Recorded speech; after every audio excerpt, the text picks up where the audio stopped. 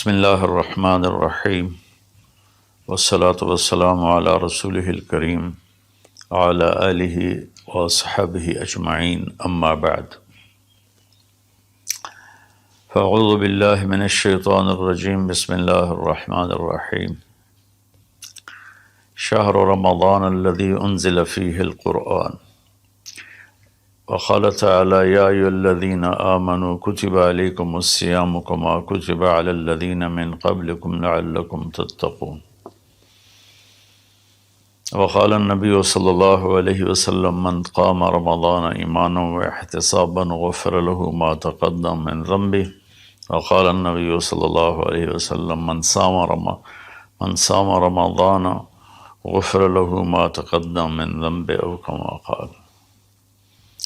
جی میرے محترم بھائیوں بہنوں دوستوں بچوں بچیوں، میری طرف سے رمضان کی مبارک ہو۔ سارے اہل ایمان سارے مسلمانوں کو رمضان کی مبارک ہو، اور اللہ سے دعا ہے کہ اللہ تعالی ہمارے اس روزے اور تراویح کو قبول فرمائے اور ہماری بخشش کا ذریعہ بنائے، آمین۔ کئی سالوں سے یہ معمول چل رہا ہے کہ رمضان میں قرآن کا کچھ خلاصہ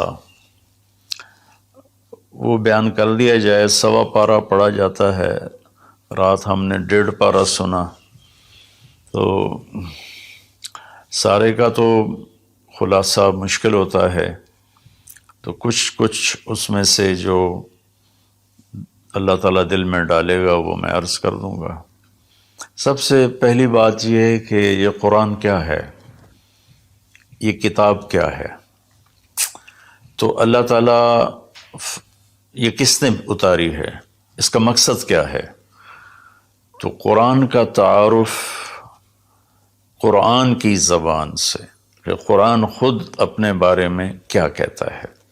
تو پہلا سوال اٹھتا ہے یہ کس کی کتاب ہے، کس نے لکھی ہے، کون مصنف ہے؟ تو اللہ تعالیٰ فرماتے ہیں سورہ شعراء میں وَإِنَّهُ لَتَنزِيلُ رَبِّ الْعَالَمِينَ، یہ پیغام ہے، یہ کتاب ہے، تھوڑی تھوڑی کر کے اتاری ہوئی، تنزیل تھوڑا تھوڑا کر کے اتارنا، انزال ایک ہی دفعہ اتارنا۔ رب العالمین، جو ساری کائنات کا مالک ہے اور لارڈ ہے اور بادشاہ ہے اور پالنے والا ہے۔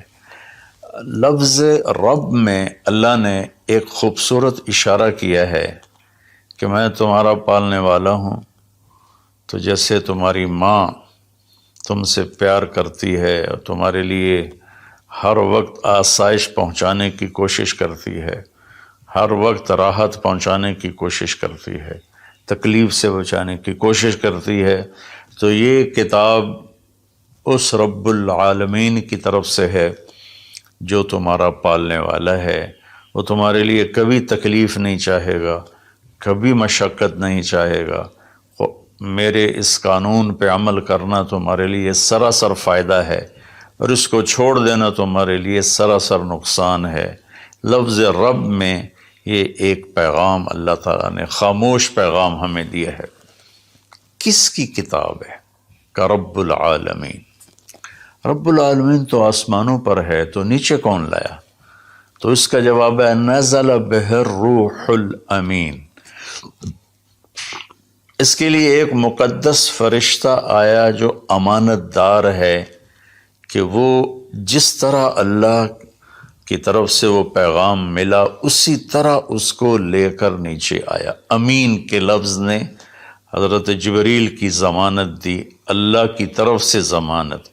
اور روح جو ہر آلائش سے پاک ہے، اور اللہ کا امر ہے قل الروح من امر ربی۔ تیسری بات، کس پر اترا ہے، کس کو یہ دیا گیا ہے کلام؟ علی قلبک، اے میرے محبوب یہ آپ کے رب کا کلام ہے، جبریل اس کو لایا ہے اور آپ کے دل کے اوپر اتارا ہے۔ پہلی 3 کتابیں لکھی ہوئی اتار دی گئیں بیک وقت۔ اس سے پہلے چھوٹی چھوٹی کتابیں جو آئیں ابراہیم علیہ السلام پر یا دوسرے انبیاء پر، ادریس علیہ السلام پر، وہ بھی لکھی ہوئی، یہ لکھا ہوا نہیں آیا، یہ ڈائریکٹ اللہ پاک کی زبان سے نکلا اور جبریل نے اس کو لیا اور اللہ کے نبی کے دل پر اتار لیا۔ اچھا، کس لیے آیا ہے؟ لِتَكُونَ مِنَ الْمُنذِرِينَ، یہ اس لیے آیا ہے کہ میرے محبوب آپ دنیا والوں کو بتا دیں کہ اچھائی کا انجام کیا ہے اور برائی کا انجام کیا ہے، اور اس کا نتیجہ ایک دن ظاہر ہونے والا ہے جو آخر بعد میں آئے گا، تو اس کے لیے تیاری کرو۔ منذرین صرف ڈرانے والے کو نہیں کہتے، جو پیار محبت سے کسی کو برائی کا انجام سمجھا رہا ہو، جیسے باپ کہتا ہے بیٹا یہ تو جوا نہ کھیلا کر، تو شراب نہ پیا کر، یہ تیرا نقصان ہو جائے گا، تیرا دین بھی جائے گا، تیری دنیا بھی جائے گی، اس کے سمجھانے میں ایک محبت ہوتی ہے، شدت اور سختی نہیں ہوتی۔ کس زبان میں آیا ہے؟ بلسان عربی مبین، یہ خوبصورت صاف ستھری عربی زبان میں آیا ہے۔ کائنات کی یہ وہ زبان ہے جسے اللہ نے اپنے لیے چنا۔ اللہ کا کلام عربی، میرے رسول عربی، میرے رسول کی زبان عربی، اور اہل جنت کی زبان بھی عربی۔ اللہ نے اس کو پسند کیا۔ یہ عجیب و غریب کلام ہے اور عجیب و غریب یہ لینگویج ہے۔ کسی زبان کے الفاظ کا وہ حرف کا معنی نہیں ہوتا۔ عربی زبان وہ ہے جس کے ہر حرف کا معنی ہے، الف سے لے کر یا تک ہر حرف کا معنی ہے۔ یہ عربی زبان میں آیا ہے۔ اس میں ایک یہ اشارہ بھی ہے کہ اللہ تعالیٰ عربوں سے کہہ رہا ہے کہ تمہاری زبان میں بھیجا ہے، اس کو سمجھنے کے لیے تمہیں تو کوئی مشکل نہیں ہے، اور دوسرا ہماری طرف بھی اشارہ ہے کہ تم کسی بھی زبان سے تعلق رکھتے ہو تو کوشش کرو عربی سیکھو تاکہ اللہ کے قرآن کو تم، پیغام کو تم سمجھ سکو۔ یہ مختصر سا تعارف ہے کہ قرآن کس کا کلام ہے؟ اللہ کا۔ کون لایا؟ جبریل۔ کن کے پاس لایا؟ ہمارے نبی پاک صلی اللہ علیہ وسلم۔ کس لیے لایا؟ کہ ہمیں زندگی کا انجام سمجھایا جا سکے کہ انسان ایک ایسی مخلوق ہے جو ماں کے پیٹ سے بالکل جاہل پیدا ہوتا ہے، اور اس کے مقابلے میں ماں انڈے سے نکلنے والا ہو یا ماں کے پیٹ سے نکلنے والا جانور اور کیڑے مکوڑے، یہ چونٹی کتنی چھوٹی ہوتی ہے اور انڈا کتنا چھوٹا ہوگا، تو اس سے نکل کر وہ اندھیرے میں ہوتی ہے، اور اس سے زندگی گزارنے کا پورا طریقہ معلوم ہوتا ہے کہ میرے لیے ٹھیک کیا ہے، غلط کیا ہے، صحیح کیا ہے، غلط کیا ہے۔ انسان پیدا ہوتا ہے، واللہ اخرجکم من بطون امہاتکم لا تعلمون شیئا، میرے بندو اللہ نے تمہیں ماں کے پیٹ سے نکالا، تم کچھ بھی نہیں جانتے تھے، تو ہمیں باہر سے علم لینا ہوتا ہے، اور باقی کسی مخلوق کا امتحان نہیں، میرا اور آپ کا امتحان ہے کہ اللہ تعالیٰ فَهَدَيْنَاهُ النَّجْدَيْنِ، یہ دو راستے ہیں، یہ سیدھا ہے، یہ غلط ہے۔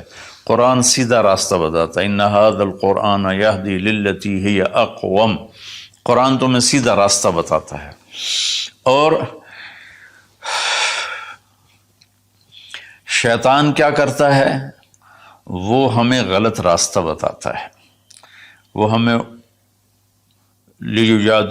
یجادلوکم وَإِنَّ الشَّیَاطِینَ لَیُوحُونَ إِلیٰ أَوْلِیَائِہِم، کہ یہ شیطان کی بھی وحی چلتی ہے جو اس لیے ہوتی ہے کہ لِتَکُونُوا مِنْ أَصْحَابِ السَّعِیرِ، کہ تم جہنم میں جا کے گر جاؤ، چلے جاؤ۔ تو اس لیے اس قرآن کا سیکھنا، چلو ہم عربی تو نہیں سیکھ سکتے ہیں، عمر کا ایک ایسا حصہ، لیکن اس کا ترجمہ پڑھ سکتے ہیں۔ ہر مکتب فکر کے علماء نے ترجمہ کیا ہوا ہے، تو وہ ترجمہ تھوڑا تھوڑا پڑھیں تو انشاءاللہ ہمیں پتہ چلے گا کہ اللہ ہم سے کیا کہتے ہیں۔ پھر اس قرآن کا مقصود کیا ہے؟ وہ ہدایت ہے۔ الف لام میم ذالک الکتاب لا ریب فیہ ہدن للمتقین، یہ کتاب کی پہلے اللہ نے ضمانت دی کہ یہ ہر شک و شبہ سے بالا تر کتاب ہے۔ دنیا میں کوئی یہ دعویٰ نہیں کر سکتا، نہ بولنے والا نہ لکھنے والا۔ انبیاء کے سوا بڑے سے بڑا علامہ ہو بولنے میں خطا کھائے گا، بڑے سے بڑا علامہ ہو لکھنے میں خطا کھائے گا، صرف میرے رب کا انبیاء اور میرے رب کا کلام ہر خطا سے پاک ہے۔ تو یہ کس لیے ہے؟ ہدن للمتقین، یہ ہدایت ہے۔ ہدا یہ چونکہ عربی زبان ان کی تھی، تو اللہ تعالیٰ نے انہی کی، سبحان اللہ، انہی کے استعمال کے مطابق جب قرآن کو اتارا تو وہ ہل کے رہ گئے۔ ہدا ویسے تو کہ سیدھا راستہ، لیکن ہدا اس چٹان کو کہتے ہیں جو سمندر میں ابھری ہوئی ہو، پانی سے باہر نکلی ہوئی۔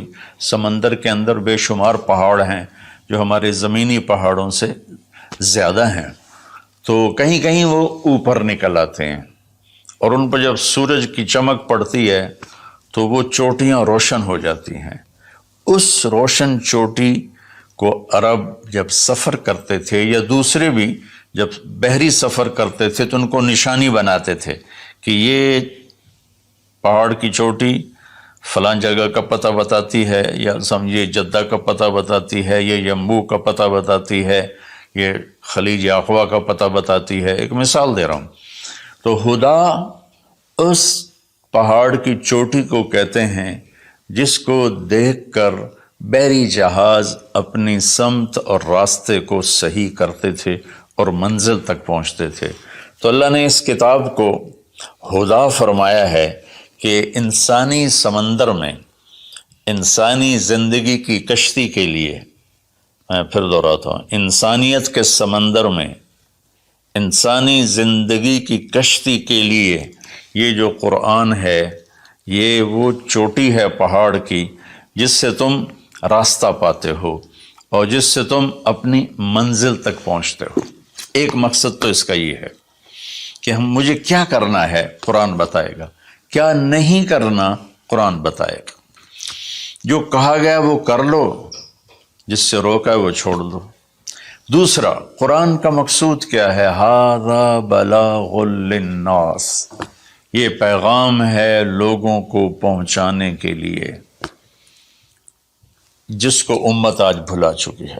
مدت ہوئی صیاد نے چھوڑا بھی تو کیا، تاب پرواز نہیں راہ چمن یاد نہیں۔ مدت ہوئی، پرندہ پنجرے میں بند تھا، جب شکاری نے اس کو کھولا پنجرے کا دروازہ اور کہا کہ جاؤ آزاد ہو، تو وہ کہتا ہے تاب پرواز نہیں، میں اڑ نہیں سکتا، تم بہت چھوٹی عمر میں مجھے پکڑ کے لائے تھے میرے گھونسلے سے، راہ چمن یاد نہیں، اور مجھے یہ راستہ بھی معلوم نہیں کہ میرا گھونسلہ کس چمن میں تھا، کس درخت پہ تھا، کس شاخ پہ تھا، میں کچھ نہیں کر سکتا۔ اس وقت امت خواہشات کے پنجرے میں اس طرح بند ہوئی ہے کہ راہ چمن یاد نہیں، تاب پرواز نہیں، راہ چمن یاد نہیں، کہ اللہ تعالیٰ نے ہمیں یہ سورہ ابراہیم کے آخر میں ھذا بلاغ للناس، یہ لہجہ ہے قرآن کا، یہاں ھذا بلاغ للناس، یہ پیغام ہے لوگوں کو پہنچانے کے لیے، وَلِيُنذَرُوا بِهِ، تاکہ انہیں خبردار کیا جا سکے، وَلِيَعْلَمُوا، تاکہ وہ جان لیں، أَنَّمَا هُوَ إِلَٰهٌ وَاحِدٌ وَلِيَذَّكَّرَ أُولُو الْأَلْبَابِ، کہ ایک ہی اللہ ہے، ایک ہی معبود ہے، ایک ہی الہ ہے، ایک ہی مدد کے قابل، ایک ہی پکارے جانے کے قابل، ایک ہی ہے جس کو پکارنا بھی ہے، بلانا بھی ہے، مانگنا بھی ہے، جھولی بھی پھیلانی ہے۔ یہ اس کا دوسرا مقصد ہے۔ اس امت کو ایسا نبی ملا جس کے بعد کوئی نبی نہیں آئے گا، کوئی نبی نہیں آئے گا۔ نبی اللہ بھیجتا ہے، خود بخود کو انسان نبوت کا دعویٰ کرے تو اس سے وہ نبی نہیں بنتا ہے، تو نبی اللہ بھیجتا ہے اور اللہ پسند کرتا ہے۔ تو ہمارے نبی آخری ہیں، لہٰذا اس کتاب کا پیغام دنیا کو پہنچانا ہم سب کے ذمے ہے کہ ہم انہیں بتائیں کہ بھائیو آگے ایک زندگی آ رہی ہے۔ دو باتیں ہو گئیں۔ تیسری بات یہ ہے کہ اس وقت ایک ماحول بنا ہوا ہے کہ دین پہ چلنا بڑا مشکل ہے، دین پہ چلنا بڑا مشکل ہے۔ تو اللہ تعالیٰ نے بسم اللہ الرحمن الرحیم، یہاں سے اللہ نے تسلی دینی شروع کی کہ میں شروع کرتا ہوں اس اللہ کے نام سے جو رحمان بھی ہے رحیم بھی ہے، مہربان ہے، نہایت رحم کرنے والا ہے۔ تو پہلا ہی جملہ بتاتا ہے کہ جو رحمان و رحیم ہو وہ کوئی ڈنڈے سوٹے کا قانون تو نہیں بنائے گا، بہت نرم سا بنائے گا، ہماری فطرت کے مطابق بنائے گا۔ بھوک کی حالت میں روٹی کھانا کون سا مشکل کام ہے، افطاری کے وقت کھانا کون سا مشکل کام ہے، ہر کوئی جھپٹنے پر تیار ہوتا ہے۔ پھر دوبارہ اللہ نے تسلی دی، الحمدللہ، سب تعریفیں اس اللہ کے لیے ہیں۔ حمد اور مدح یہ قرآن کے دو لفظ ہیں۔ حمد ہے وہ تعریف جس کے وہ لائق ہے، اور مدح میں خوش آمد ہے۔ آپ نے فرمایا یا معاذ ایاک والتمادح فإنہ الذبح، معاذ خوش آمد کرنے سے بچنا یہ ذبح کر دینے والی چیز ہے۔ تو اللہ تعالیٰ نے کہا سب تعریفیں تیرے اللہ کی، اور اللہ کے صفاتی نام 99 ترمذی شریف میں ہیں، لیکن وہ 99 نام صرف نہیں ہے، بلکہ جیسے اللہ اپنی ذات میں لامحدود ہے تو اس کی نام بھی لامحدود ہیں، لیکن ذاتی نام جو ہے وہ اللہ ہے۔ اللہ میرے بر صغیر میں خدا بولا جاتا ہے عام طور پہ، اہل علم بھی یہی بولتے ہیں، عام لوگ بھی یہی بولتے ہیں۔ میرا اس سے کوئی اختلاف نہیں ہے کہ یہ نہیں بولنا چاہیے۔ خدا فارسی کا لفظ ہے، پتہ نہیں کس نے یہ لفظ بنایا، خدا، وہ جسے کسی نے نہ بنایا ہو اسے خدا کہتے ہیں، لیکن اللہ نے اپنا نام بتایا کہ میرا نام اللہ ہے۔ تو ترجمہ لفظوں کا نہیں ہوتا، نام کا ترجمہ نہیں ہوتا، ترجمہ عبارات کا ہوتا ہے۔ میرا نام طارق جمیل ہے، اس کے الفاظ کا مطلب ہے کچھ، لیکن مجھے طارق جمیل کہہ کے پکارا جاتا ہے، اور طارق رات کو آنے والا، اور طارق کھٹکھٹانے والا، میں تو کوئی نہیں کھٹکھٹا رہا۔ مولانا خوبصورت، جمیل خوبصورت کو کہتے ہیں، نام کا ترجمہ نہیں ہوتا۔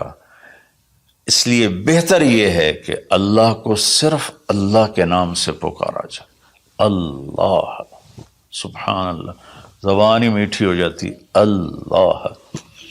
یہ کوئی حرام حلال کی بات نہیں کر رہا ہوں، افضل اور اولا کی بات کر رہا ہوں کہ جو نام اللہ نے اپنا کہا، اللہ، قرآن کو شروع اس سے کیا، ہمیں اللہ کہنا چاہیے۔ جو لفظ اللہ میں نور ہے وہ لفظ خدا میں ہے ہی نہیں، صرف اللہ کا حق، صرف اللہ کا حق۔ اور اللہ کے نام میں ایک عجیب صفت ہے، کسی بھی نام کا کوئی لفظ حرف نکالو تو مطلب بدل جاتا ہے۔ جیسے طارق، رات کو آنے والا، طرق، الف نکال دو، طرق، تو طرق کا مطلب ہے زمین پہ قدم مارنا، طریق سے طرق ہے۔ طریق ہوتا ہے زمین کی وہ جگہ جس پر پاؤں کی دھمک پڑتے پڑتے پڑتے پڑتے راستہ بن جائے، اس لیے اس کو طریق کہتے ہیں۔ تو ہٹا دو تو ارق، بے قرار۔ جمیل کا جیم ہٹا دو تو میل بن گیا، میل بن گیا۔ یہ ہٹا دو تو جمل، اونٹ بن گیا۔ لفظ اللہ کی ایک خصوصیت ہے کہ اس کے ہر حرف کو ہٹا دو تو اشارہ اللہ کی طرف ہی ہوتا ہے۔ اللہ اللہ ہی ہے۔ الف ہٹا دو، للہ، تو اللہ کہتا ہے للہ ما فی السماوات و ما فی الارض، تو اشارہ اللہ کی طرف۔ اگلا لام ہٹا دو تو بچ جاتا ہے لہو، تو اللہ تعالیٰ کہتا ہے لہو ما فی السماوات و ما فی الارض۔ پچھلا لام ہٹا دو، الف کے بعد کا لام ہٹایا تو الہ بن گیا، اور آخری لام ہٹایا تو لہو بن، آخری لام ہٹایا تو الہ بنا۔ اور پہلا ہٹایا تو لہو بنا. تو میرا رب کہتا ہے اللہ، اچھا اللہ، الف ہٹا دو، للہ، اللہ، للہ ما فی السماوات و ما فی الارض، پھر لام بھی ہٹا دو، الف بھی ہٹا دیا، لام بھی ہٹا دیا، تو لہو ما فی السماوات و ما فی الارض. پھر آخری لام کو ہٹا کے پہلے لام کو بچا لیا تو وَهُوَ الَّذِي فِي السَّمَاءِ إِلَٰهٌ وَفِي الْأَرْضِ إِلَٰهٌ. اور پھر سب سے عجیب بات کہ سارے حرف ہٹا کر آخری ہے کی پیش کو باقی رکھو نا، تو وہ ہے اللہ لا الہ الا ہو. اللہ لا الہ الا ہو، هو اللہ الذی لا الہ الا ہو، قل هو اللہ احد، هو اللہ الذی لا الہ الا ہو. یہ لہو ما فی السماوات و ما فی الارض. تو اللہ تعالیٰ نے ہمیں تسلی دی کہ میں بہت بڑا ہوں. اچھا یہ اللہ، یہ جو تو قانون بھیج رہا ہے، تو قانون تو بڑے سخت ہوتے ہیں، تو اللہ کہتا ہے رب العالمین، نہیں میں تمہاری ماں سے زیادہ پیار کرنے والا ہوں، میں تم پر ایسے ڈنڈے نہیں چلاؤں گا. تو لیکن میرا اللہ کہتا ہے کہ میرا بندہ، میں تیری ماں سے 70 گنا کا مطلب سدہ 70 نہیں ہوتا، لا محدود درجے میرا پیار ہے. پھر تسلی نہیں ہوتی، یا اللہ تو قرآن تو بھیج رہا ہے، پتہ نہیں ہم عمل کر سکیں گے کہ نہیں کر سکیں گے. تو پھر اللہ کہتا ہے الرحمن الرحیم. کیوں ڈر گئے ہو؟ کیوں قرآن کے مطابق دکان نہیں چلاتے، زندگی نہیں گزارتے، جاب نہیں کرتے، زراعت نہیں کرتے، تجارت نہیں کرتے، شادی نہیں کرتے، ساری چیزوں کو بنا لیں، تو کیوں ڈرتے ہو؟ رب العالمین پہلی گارنٹی، الرحمن الرحیم پہلے بسم اللہ سے. پھر دوسری گارنٹی اللہ، کہ میں اللہ ہوں، نفع نقصان کا مالک ہوں. پھر رب العالمین، تم پر مہربان ہوں، تمہارا پالنے والا ہوں. پھر الرحمن الرحیم کی دوبارہ تکرار ہے. کیوں ڈرتے ہو؟ رحمان بھی ہوں، رحیم بھی ہوں. اب اللہ نے جزا سزا کا بھی ایک رکھا نا، کہ بہت سے لوگ ہیں جو محبت کی بات جتنی بھی کرو وہ الٹا ہی سوچتے ہیں، تو اس کو دھمکانے کے لیے مالک یوم الدین. پھر یہ بھی یاد رکھنا کہ میرے لیے، میرے پاس جزا سزا کا بھی نظام ہے. اس کو اللہ تعالیٰ اتنے خوبصورت انداز میں بیان کرتا ہے کہ ہم تو چونکہ عرب نہیں ہیں، لیکن عربی کچھ پڑھی تھوڑی بہت، اللہ نے اس کا ذوق بھی دیا. تو ابھی ساری بات ہو رہی کہ وہ ایسا ہے، وہ ایسا ہے، وہ ایسا ہے، لیکن آگے ہے ایاک نعبد و ایاک نستعین. یا اللہ تیری ہی بندگی کرتے ہیں، تجھی سے مدد مانگتے ہیں. تو ایک دم جیسے اللہ سامنے آ گیا ہو، الحمدللہ رب العالمین الرحمن الرحیم. ان الفاظ نے اس طرح کر دیا جیسے اللہ میرے سامنے آ گیا ہے، جیسے کأنک تراہ، جیسے اللہ میرے سامنے آ گیا تو میں کہتا ہوں ایاک نعبد، یا اللہ میں تو تیری ہی بندگی کرتا ہوں، و ایاک نستعین، یا اللہ میں صرف تجھے پکارتا ہوں مدد کے لیے، میں کسی اور کو نہیں پکارتا. میرے نبی نے حضرت عبداللہ بن عباس سے فرمایا وَإِذَا سَأَلْتَ فَاسْأَلِ اللَّهِ وَإِذَا اسْتَعَنْتَ فَاسْتَعِنْ بِاللَّهِ، کہ اے بچے، اے میرے یا غلام، اے میرے پیارے چچا زاد بھائی، تو ایسا جب تجھے پکارنا ہو تو اللہ کو پکارنا. مدد کے لیے صرف اللہ ہے جو آتا ہے، اللہ کے سوا کوئی مدد نہیں کر سکتا. یہ اسباب کی دنیا ہے، ایک دوسرے سے مدد لینا. تو میرے نبی نے قرضے اٹھائے، میرے نبی نے زرہ پہنی، میرے نبی نے تلوار اٹھائی، لیکن وہ کام جو براہ راست اللہ کے ہاتھ میں ہے، ان میں صرف اللہ کو پکارا جاتا ہے، ان میں صرف اللہ کو پکارا جاتا ہے. ایاک نعبد و ایاک نستعین.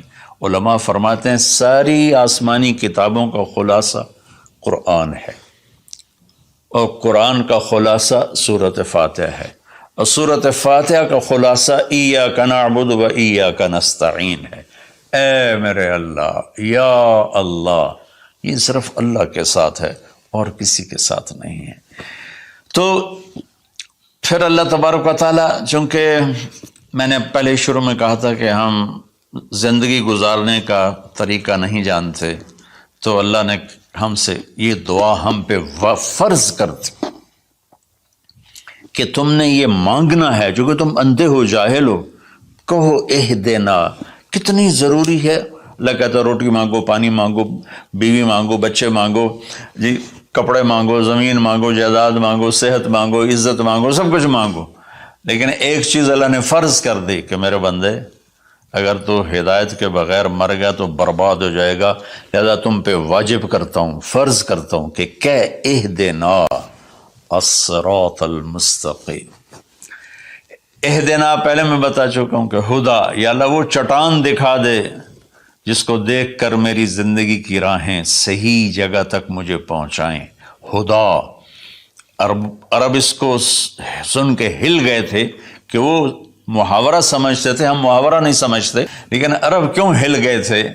کہتے کیا کمال ہے یار، یہ کیا آدمی کہاں سے بولتا ہے، کیا بولتا ہے. وہ تو ابو جہل سے پوچھا اخنس ابن شریک نے، سچ سچ بتا محمد جھوٹے ہیں کہ سچے ہیں؟ کہنے لگا اللہ کی قسم سچے ہیں، پر نہیں مانوں گا، میں بنو ہاشم سے مقابلہ کروں گا، نہیں مانوں گا، سچے ہیں. تو اہدنا یا اللہ وہ چٹان دکھا، وہ کیا، وہ قرآن ہے جس کو دیکھ کر میں تجھ تک پہنچ جاؤں. صراط سیدھے راستے کو کہتے ہیں، صراط جس پر کسی قسم کا کوئی کھڈا نہ ہو، جیسے موٹر وے. اب موٹر وے بنائے تو ہم لوگ اپنے گاؤں سے، ابھی میں گاؤں سے ہی بات کر رہا ہوں، ملتان کے لیے جانا ہو، لاہور، اسلام آباد، فیصل آباد، موٹر وے سے جاتے ہیں. صراط موٹر وے کو کہتے ہیں. المستقیم جس میں وہ نہ ہو، زیادہ موڑ نہ ہو بلکہ سیدھا ہو. الذین انعمت علیہم، نعام اس بوٹی کو کہتے ہیں جو سردی گرمی میں خشک نہیں ہوتی، سدا بہار سرسبز ہوتی ہے. تو نعمتاً یا اللہ وہ راستہ دے جس میں ہر چیز ملتی ہو، سبزہ بھی ہو، خوشیاں بھی ہوں، اور اس کے راستے میں کوئی سروس اسٹیشن بھی ہو، اور کھانے پینے کا سامان بھی ہو، کوئی بوفے بھی ہو، اور کوئی جو پیٹرول اسٹیشن بھی ہو. آج کی زبان میں کہہ رہا ہوں، یا اللہ وہ راستہ دے جو آباد ہو، جو سرسبز ہو. نعم کے اندر یہ معنی موجود ہے. غیر المغضوب علیہم ولا الضالین، پھر کہا آمین، زور سے کہو آمین. تو میرے رب نے فرمایا کہ یہ مانگو کہ مجھے سیدھی راہ دکھا. تو میرے بھائی بہنوں، حضرت علی رضی اللہ تعالیٰ عنہ علیہ السلام کا فرمان ہے کہ اگر میں سورۃ فاتحہ کی تفسیر کروں تو 70 اونٹوں پہ لا دی جائے گی. 7 آیات ہیں تو ہر آیت کے لیے 10 اونٹ. اور ایک دفعہ فرمایا کہ عشاء کی نماز پڑھ کے بیٹھے اور فرمایا کہ میں تمہیں بسم اللہ الرحمن الرحیم کی تشریح کر کے بتاتا ہوں، اس کا مطلب بتاتا ہوں. تو با سے شروع ہوئے، با صرف لفظ با سے شروع ہوئے، اور فجر کی اذان ہو گئی، با کی شرح چل رہی تھی. تو سورہ یعنی بقرہ، یہ سارے، اب ایک اور روایت ہے کہ سورہ بقرہ سارے قرآن کی سردار ہے، اور سورہ بقرہ کی سردار آیت الکرسی ہے جس میں اللہ اپنا تعارف کرواتا ہے. تو اس میں اللہ تعالیٰ نے شروع ہی میں ایک حکم دیا، یا ایھا الناس اعبدوا ربکم الذی خلقکم والذین من قبلکم لعلکم تتقون. اگر میں ساری سورہ بقرہ کا خلاصہ بتاؤں تو یہ آیت ہے کہ اے لوگو، یا ایھا الذین آمنوا نے کہا اے دنیا کے انسانوں، اس رب کی بندگی کرو جس نے تمہیں پیدا کیا، جس نے تمہیں بنایا، جس نے جعل الارض فراشا والسماء بناء، وہ رب جس نے تمہارے لیے زمین کا فرش بچھایا، آسمان کی چھت کو تمہارے اوپر جس نے تان کے رکھ دیا، اور ما لہا من فروج، کہیں سے وہ پھٹی ٹوٹی نہیں ہے. تو اس رب کے سامنے جھکو، اس رب کے سامنے جھکو. عبدہ اس بوٹی کو کہتے ہیں جو صحرا میں پیدا ہوتی ہے اور ہر وقت سرسبز رہتی ہے، اور اونٹ جب اس کو دیکھ لیتا ہے تو پھر وہ کسی جھاڑی کی طرف نہیں جاتا، سیدھا اس بوٹی کے اوپر جاتا ہے. تو میں قربان جاؤں، لفظ عبدہ میں، یہ عبد میں یہ اشارہ ہے، عبادت میں یہ اشارہ ہے کہ میرے بندو، میں تمہارا ایسا رب ہوں کہ تم میرے بغیر رہ نہیں سکتے ہو. تو ایسے میری طرف آؤ جیسے وہ تمہارے اونٹ تو ان کی عزت تھے، ان کا تاج تھے، تو میں تمہیں یہ پیغام دیتا ہوں کہ میرے بن کے چلو، میرے بن کے چلو۔ آخر میں حضرت یعقوب علیہ السلام کا انشاءاللہ سورہ یوسف میں اللہ تعالیٰ نے زندگی تو اس کی تفصیل آئے گی، لیکن یہاں صرف اتنی بات کہ اللہ تعالیٰ نے باپ کے روپ کیسا ہونا چاہیے، ایک باپ کو باپ کیسا ہونا چاہیے، اس میں جو یعقوب علیہ السلام کو فٹ کیا ہے اور کسی نبی کو فٹ نہیں کیا ہے، کہ یعقوب علیہ السلام نے اپنی اولاد جو نافرمان تھی ان کے ساتھ کس طرح زندگی گزاری، جو کھو گئے ان پر کیسے صبر کیا، اور جب وہ دنیا سے جانے لگے تو اس وقت کیا فکر کیا۔ تو مرنے والا کبھی کسی سوچ میں ہوتا ہے، کبھی کسی سوچ میں ہوتا ہے، تو یعقوب علیہ السلام نے فرمایا ما تعبدون من بعدی، دیکھو بیٹو میں جا رہا ہوں، میرے بعد کس کی عبادت کرو گے؟ تو انہوں نے کہا کہ ہم آپ کے رب کی اور ابراہیم کے رب کی، اسماعیل کے رب کی ہم عبادت کریں گے۔ تو والدین کے اوپر ذمہ ہے انہیں اپنے اللہ کا تعارف کرانا، اللہ کی پہچان کرانا، ڈنڈے سے نہیں، محبت سے، پیار سے، نصیحت سے۔ تو والدین پیار محبت سے اپنی اولاد کو اس پر لائیں۔ سورہ بقرہ اتنی لمبی صورت ہے کہ ابو علی رحمۃ اللہ علیہ بغداد میں 6 صدی کے عالم تھے، وہ سورہ بقرہ کو شروع کیا، اس کی شرح کرتے کرتے کرتے 32 سال گزر گئے اور وہ مر گئے اور سورہ بقرہ وہ پوری نہیں کر سکے تھے۔ تو میں خلاصے کے طور پر اس میں سے یہ بتا رہا ہوں کہ ہم اپنے اللہ کو پہچانیں، اسی کو معبود بنائیں، اسی کو اپنی مدد، اسی کو اپنا مددگار بنائیں، اسی کی بندگی اور عبادت کریں۔ اور ایک چیز میں نے چن کے دکھائی کہ ایز اے والدین ہمیں اپنی اولاد کو کس حال میں چھوڑ کے جانا ہے، اور اس سے پہلے میں نے قرآن کا تعارف